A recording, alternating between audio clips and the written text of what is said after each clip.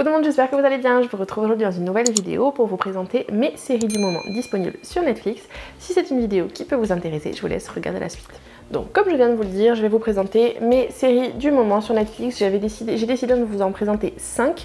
Alors 3 sont récentes et 2 un petit peu moins, mais ce sont des séries dont j'avais envie de vous parler puisque je n'ai pas encore fait de vidéo sur mes chouchous Netflix sur ma chaîne. Donc je vais commencer par les plus anciennes et vous parler des 3 plus récentes en dernier. Comme vous pourrez le voir dans mon choix de séries, vous comprendrez très vite que je n'ai pas forcément un type de série en particulier que j'aime regarder. Je suis comme en beauté assez schizophrène entre guillemets ou lunatique sur mes choix culturels. Je regarde absolument de tout. Comme je dis à chaque fois, comme je vous avais dit en petite mise en garde entre guillemets ou en petite présentation sur ma vidéo sur mes favoris, mes séries favoris sur Prime Video, d'ailleurs je vous mettrai la vidéo en lien juste ici si vous ne l'avez pas vue.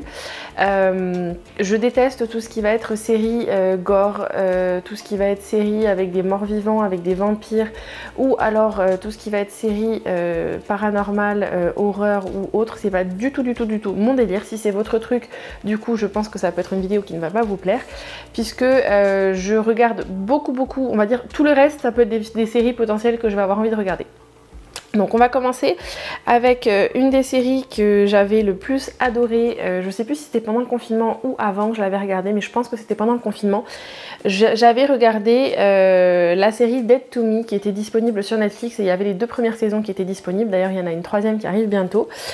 Et ce que j'adore, déjà les 2 actrices principales sont juste top. C'est Christina Applegate qui jouait la sœur de Rachel dans Friends. Donc autant vous dire la peste, il y avait Reese Witherspoon et Christina Applegate. Donc Christina Applegate, elle jouait Amy, donc la sœur la plus incroyablement insupportable de Rachel, mais tellement attachante malgré tout. En fait, son personnage est juste à mourir de rire dans Friends. Et dans cette série, je la trouve vraiment fabuleuse, je la trouve hyper touchante. Elle joue une mère de famille donc qui a 2 garçons, qui vient de perdre son mari parce qu'il est décédé suite à un accident de la route. En fait, il s'est fait renverser en voiture et la personne a fait un délit de fuite.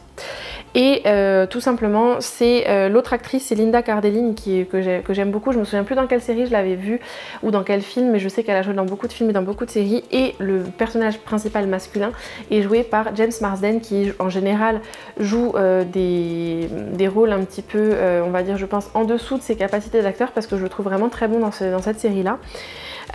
Et en fait, vous avez donc le personnage de Christina Applegate qui est le personnage principal, dont le mari s'est fait renverser dans un délit de fuite. À l'hôpital où était suivi son mari, on lui a recommandé d'aller participer à un groupe de soutien pour les personnes en deuil qui ont perdu un proche, pour pouvoir justement essayer d'avancer dans sa phase de deuil. Et c'est là-bas qu'elle rencontre le personnage de Judy, donc qui est joué par Linda Cardellini, donc que je vous dise pas de bêtises. Donc le personnage qui est interprété par Christina Applegate s'appelle Jen, et elle rencontre Judy, qui est donc le personnage joué par Linda Cardellini. Et donc Jen se rend au groupe de deuil, au groupe de soutien, et elle rencontre Judy, qui est une personnalité complètement atypique, complètement, on va dire, en dehors de tout ce qui va être conventionnel. Elle va en fait complètement changer le monde de Jen, tout simplement. Et je ne vais pas vous en dire plus parce que je ne veux surtout pas vous spoiler, parce que j'ai été d'ailleurs moi-même assez...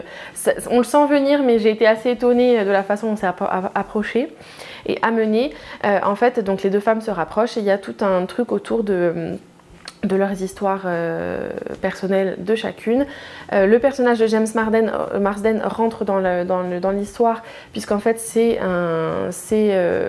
l'ex-petite amie du personnage de Judy, et après on a plein d'intrigues entre guillemets à côté avec le passé de ces 2 personnages féminins principaux, et avec les histoires qui en découlent. Vraiment, c'est pour moi une série qui est juste géniale sur l'amitié féminine, avec le côté très fusionnel que ça peut avoir. Et je ne peux que vous le recommander. Évidemment, je vous mettrai en lien dans la barre d'infos toutes les bandes annonces de ces 5 séries dont je vais vous parler aujourd'hui. Mais vraiment, Dead to Me, ça a été vraiment un énorme coup de cœur. La série se dévore à une vitesse folle. Ce sont des séries assez rapides d'ailleurs, si je vous dis pas de bêtises. Il y a assez peu d'épisodes. Par exemple, vous avez 10 épisodes par saison, donc rien de grand, rien de trop long. Il me semble que ce sont des épisodes qui font entre 45 minutes et 1 heure maximum, donc c'est quelque chose d'assez digeste au niveau de la quantité d'épisodes. Ensuite, l'autre série dont je souhaitais vous parler, qui n'est pas récente non plus, c'est la série The Politician, qui est donc pas une série qui vient de sortir, mais c'est quand même une série récente puisqu'elle a été créée, elle a commencé à être diffusée en 2019, tout comme Dead to Me, donc les deux sont sortis l'année dernière. Et The Politician, c'est vraiment une série qui est assez loufoque. Donc le personnage principal de la série The Politician s'appelle Peyton Hobart et c'est en fait c'est un jeune homme très excentrique qui sait très bien où il veut aller. Lui, dans sa vie, il sait qu'il veut devenir président des États-Unis et du coup, pour y arriver, il va tout faire pour rentrer dans les meilleures universités possibles, et notamment pour rentrer à Harvard, puisque c'est vraiment son école phare, puisqu'il veut devenir avocat. Et effectivement, cette série est vraiment complètement loufoque. Elle a été créée par Brad Falchuk, qui est le nouveau mari de Gwyneth Paltrow, et accessoirement, Brad Falchuk, si vous ne le connaissez pas, avait été un des créateurs de Glee. Donc c'est pour vous donner un peu ce petit regard un petit peu atypique qu'il peut y avoir du coup dans The Politician. Tous les personnages, tous les amis, tout l'entourage, on va dire, de Peyton Hobart, c'est vraiment plein de personnages assez particuliers. La mère de Peyton est jouée par justement Gwyneth Paltrow, c'est ça qui est assez rigolo. Même son personnage est juste fabuleux. Dans la saison 2, il est à mourir aussi. C'est vraiment, en fait, son but à Peyton, c'est de devenir président des États-Unis et du coup, de passer par toutes les fonctions entre guillemets qui pourront l'y mener, notamment de devenir le président du corps étudiant de son lycée. Et c'est pour ça que du coup il y a tout simplement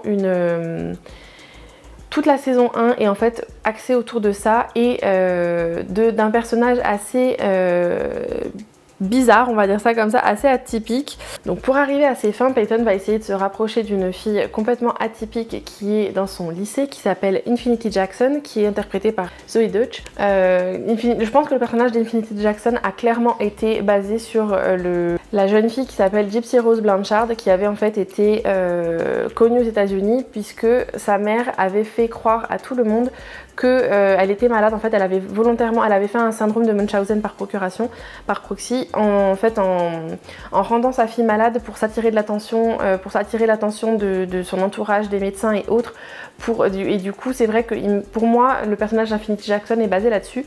Et dans la première saison, c'est vraiment la relation entre ces deux personnages, donc Peyton Hobart et Infinity Jackson, qui est sur lequel est centrée la série, et il va tout faire pour devenir président du corps étudiant de son lycée, et c'est basé tout là-dessus, sachant que son objectif final à lui, à terme, c'est de devenir président des États-Unis. Donc il va vraiment tout faire pour, avec il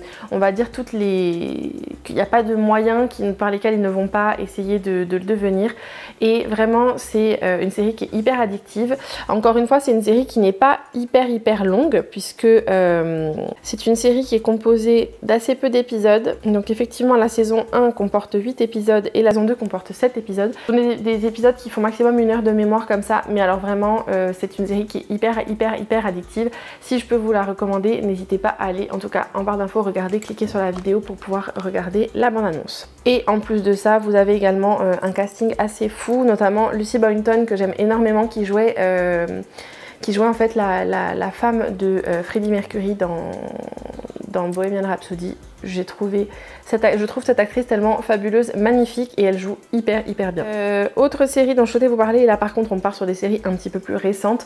Encore une fois, c'est là où je vous dis que j'ai des goûts très particuliers. C'est que par exemple là j'ai envie de vous parler de la série Cobra Kai, qui est une série qui n'a absolument rien à voir avec ce dont je viens de vous parler, et absolument rien à voir avec les séries dont je vais vous parler juste après. Si vous avez aimé les films Karate Kid qui étaient sortis dans les années 80, C'est en fait une série qui est basée à nouveau sur les deux personnages principaux, qui sont par contre tournés autour de Cobra Kai, qui est donc l'école de karaté du méchant entre guillemets dans Karate Kid. Et la série tourne vraiment plus autour et plus centrée sur le personnage de Johnny Lawrence, qui était en fait le méchant dans les Karate Kid. Vraiment ça repart, ça joue sur vraiment énormément de nostalgie, énormément de trucs assez vintage. Ils font pas mal de flashbacks sur ce qui s'était passé dans les films, donc effectivement si vous aviez vu les films c'est quand même mieux pour avoir un petit peu l'histoire de base, mais en tant que tel on comprend assez vite en fait où la série veut aller, puisqu'il y a aussi pas mal de flashbacks où il y a des moments de film qui sont remis dans la série pour bien comprendre en fait les événements sur lesquels ils sont basés. Typiquement voilà, si vous n'aimez pas les arts martiaux, ça risque de ne pas forcément vous plaire, mais je trouve que toutes les histoires qu'ils ont créées à ces deux personnages sont vraiment très bien. C'est vraiment une série qui pour moi joue sur la corde sensible, sur le côté un peu nostalgique des années où sont sortis ces films, et je trouve que vraiment la série est très bien faite. Alors, ce qui est assez drôle du coup, c'est de retrouver les deux acteurs qui ont joué du coup Johnny et Daniel, qui étaient dans les acteurs principaux du premier film Karate Kid, et ça joue beaucoup sur voilà, leur rivalité, sur la façon dont ils ont pris de l'âge tout simplement, leur façon de vivre leur vie. Ils n'auraient pas pu avoir des vies plus opposées que ce qu'ils ont dans la série. Et en fait ce qui est assez rigolo, c'est de se rendre compte que à cause de la rivalité qu'ils avaient dans les films, en fait ils se trouvent pas mal de points communs, parce que malgré tout ce sont des enfants qui ont vécu à la même époque, qui ont grandi à la même époque, et du coup ils ont beaucoup de points communs, plus que ce qu'ils n'aimeraient, plus que ce qu'ils pensaient, et surtout plus qu'ils n'aimeraient le reconnaître. Et vraiment les acteurs qui jouent leurs enfants à chacun sont des enfants qui sont hyper attachants. Vous rajoutez à ça tous les personnages secondaires qui sont rajoutés dans la série, qui sont juste très savoureux. Ça vous fait un mélange qui est super sympa. Si je ne vous dis pas de bêtises, à la base, les 2 premières saisons avaient été faites et diffusées sur YouTube. C'était des épisodes assez courts, puisqu'ils font entre 20 et 30 minutes maximum. Et en fait, ça a été racheté par Netflix. Donc la 3e saison devrait sortir d'ici le début de l'année 2021.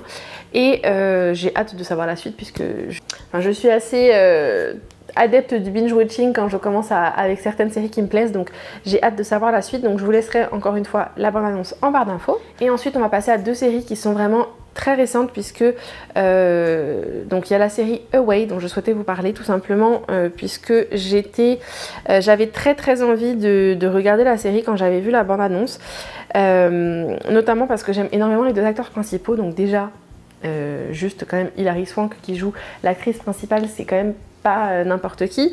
Et vous avez également le Josh Charles qui, si vous aviez regardé The Good Wife, jouait le rôle de Will dans la série, donc un des rôles principaux de la série. Et vraiment cette série, elle a été... j'ai vraiment énormément accroché. Alors c'est pas du tout une série qui va être de l'action ou quoi que ce soit, c'est une série qui est beaucoup plus axée sur le côté psychologique, sur la psychologie et le caractère des personnages. C'est une série qui en fait est basée sur 5 astronautes qui vont partir en fait en expédition spatiale pour aller se poser sur Mars et essayer de prouver que la vie est possible sur Mars. Et en fait, donc le personnage d'Hilary Swank est la capitaine de la mission, et dans cette mission là en fait vous avez 5 astronautes avec 5 nationalités différentes, et elle en fait elle est mariée donc avec le personnage que joue Josh Charles, et ils ont un enfant ensemble, une jeune fille adolescente qui s'appelle Alexis, et vous allez avoir vraiment tout ce qui se passe sur Terre et ce qui se passe dans l'espace en parallèle, avec vraiment la place de la femme en fait au sein de la société, tout simplement la place de la femme au sein de toute chaîne de commandement entre guillemets, avec toute cette toujours cette espèce de mythologie entre guillemets autour du fait qu'on essaye d'aller conquérir d'autres planètes et d'aller découvrir les autres planètes pour pouvoir transférer la vie d'une planète à l'autre. Alors encore une fois, moi je vais pas vous donner mon avis là-dessus, parce que clairement c'est pas ça qui est intéressant dans cette série, c'est vraiment les personnages, leurs interactions, leurs relations, et vraiment ça en devient très addictif. Alors encore une fois, c'est une série qui peut paraître un peu plate pour certains parce qu'il n'y a pas énormément d'action dans l'absolu, mais le côté vraiment, enfin l'histoire est super bien faite. Je trouve que c'est vraiment une série qui qui vaut le coup de la regarder. Encore une fois, pour le moment, comme elle vient de sortir, on ne sait pas encore s'il y a une saison 2 qui sera commandée, mais en tout cas, ça pourrait être tout à fait plausible, vu la fin de la saison 1. Mais en tant que telle, elle pourrait se suffire à elle-même. Donc si c'est quelque chose qui peut vous plaire, je vous invite vraiment à regarder et à aller jeter un œil à la série. Une autre série dont je souhaitais vous parler, c'est la série Emily in Paris, qui vient, on va dire, de sortir depuis quelques jours, pardon, et qui suscite beaucoup la polémique en ce moment sur internet et les réseaux sociaux, tout simplement parce que c'est une série qui a été créée par Darren Star, le créateur de Sex and the City, qui forcément déjà à l'époque était pas mal critiqué sur sa vision de la société, sa vision de la femme et sa vision tout simplement de comment doit être faite une série, puisque ce qu'il faut quand même prendre en compte, c'est que, alors après encore une fois, pour moi c'est une série, on va dire un peu feel good. Pour moi je l'associe pas mal au film Le Diable s'habille en Prada, qui est un de mes films chouchous et un de mes films antidépresseurs entre guillemets, quand j'ai un coup au moral ou que je suis pas super en forme. J'aime beaucoup regarder ce film que je connais par cœur. Et en l'occurrence, Emily in Paris me rappelle pas mal cette ambiance, c'est un petit peu le côté, voilà, la relation qu'elle a avec la patronne de l'agence de pub dans laquelle elle travaille à Paris, c'est un peu ça. Donc en fait, le principe de cette série, tout simplement, c'est centré autour d'Emily, qui est jouée donc par l'actrice Lily Collins, qui est spécialisée dans le marketing, tout ce qui est notamment marketing digital, dans une agence de pub aux États-Unis. Et en fait, l'agence de pub pour laquelle elle travaille, à la base, c'est sa patronne qui devait partir en France pour en fait gérer la transition, puisqu'elle venait de racheter une agence de pub à Paris. Et finalement, sa patronne tombe enceinte, et du coup, c'est Emily à qui on propose la place. Et du coup, elle déménage de Chicago à Paris. Et on va dire que c'est plutôt... Ce qui est montré dans cette série, c'est plutôt le côté fantasmé de Paris, c'est plutôt le Paris fantasmé des Américains. Donc c'est vrai que c'est pas réaliste du tout sur plein de choses, parce qu'après c'est vrai que bon, on est quand même en France assez mal vu aux États-Unis et dans certains autres pays du monde, notamment par toutes les personnes anglo-saxonnes. Il y a un côté assez particulier de la mentalité parisienne principalement qui est vue à l'étranger, notamment aux États-Unis. Et c'est un petit peu ça en fait qui transparaît dans ce film, dans cette série. Mais malgré tout, je trouve que les personnages sont super attachants. Il y a une image quand même, c'est une image romantique, hein, c'est pas du tout le vrai Paris qui est montré dans cette série, mais ça part beaucoup dans les clichés avec la nourriture française, la gastronomie française, le vin, le champagne, la mode, tous les clichés on va dire, avec le béret, la baguette, le croissant, tout ça. Oui, ok, mais à côté de ça, moi j'ai pas du tout envie de me prendre la tête quand je regarde une série, et c'est notamment le cas lorsque j'ai regardé Emily in Paris. J'ai trouvé ça très attachant, les personnages étaient super rigolos. En plus de ça, c'est une série qui, si je vous dis pas de bêtises, fait 10 épisodes. Les épisodes font maximum, ils font entre 24 et 34 minutes, il me semble, si j'ai bien lu. Donc ce sont des épisodes assez courts. En quelques soirées, vous devriez pouvoir avoir fait le tour. Et vraiment, c'est quelque chose, je trouve, d'assez léger. Encore une fois, c'est quelque chose pour pas se prendre la tête. Donc vraiment, pour moi, c'est une image complètement idéalisée et complètement fantasmée de Paris, mais je trouve que c'est une série qui est hyper attachante. Les personnages, enfin les acteurs sont très bien choisis. Et alors là où j'ai énormément rigolé, c'est que j'ai grandi avec les films Taxi, et notamment avec le personnage complètement déjanté du personnage de Marion Cotillard, du père de Lily, et il fait une apparition dans la série en tant que créateur de mode, et j'ai trouvé son personnage à mourir de rire. Vraiment, de le voir là-dedans, c'est vraiment un choc des cultures par rapport à Taxi, mais ça valait vraiment le détour. Donc c'est vraiment une série pour moi qui est une série un peu feel good, très légère. Faut pas du tout partir dans les analyses très poussées avec, voilà. Moi je sais que ça ne m'étonne pas qu'elle ait pu causer autant de polémiques sur les réseaux sociaux et sur internet, mais encore une fois, quand on prend la série, quand on ne la prend pas au premier degré, quand on essaye de chercher un petit peu, qu'on connaît, on va dire, le côté fantasmé et idéalisé de Paris, pour les Américains, et encore plus quand on sait qui est le créateur de la série, on va dire que ça, voilà, vous prenez quand même pas mal de recul par rapport à la série en elle-même et par rapport au... Enfin, faut vraiment pas la prendre au premier degré. Voilà, c'est tout ce que je voulais vous dire. C'est une série qui, du coup, je trouve, m'a fait pas mal rire. C'est assez léger et si vous avez envie de vous distraire et de vous changer la tête, les esprits en ce moment, c'est vraiment le genre de série qui peut être vraiment très bien. Dites-moi, vous, en commentaire, quelles sont les séries parmi celles que je vous ai présentées, que vous avez déjà regardées. Donnez-moi votre avis dessus. N'hésitez pas également à me dire vos recommandations sur Netflix ou toute autre plateforme de streaming pour que je puisse découvrir de nouvelles choses. Je vous invite à me dire ça, tout ça en commentaire. J'ai hâte de vous y lire. Si la vidéo vous a plu, je vous invite à la liker, à vous abonner en cliquant juste ici ou sous ma tête. N'oubliez pas d'activer la petite cloche pour recevoir une notification lorsque je publie une nouvelle vidéo. Je vous retrouve mercredi prochain pour une nouvelle vidéo et je vous invite à cliquer ici et ici pour découvrir mes dernières vidéos. Elles sont pleines d'astuces et de bons plans qui, je pense, pourront vous plaire. D'ici la prochaine vidéo, je vous fais plein de gros bisous, prenez soin de vous et à très vite. Ciao ciao!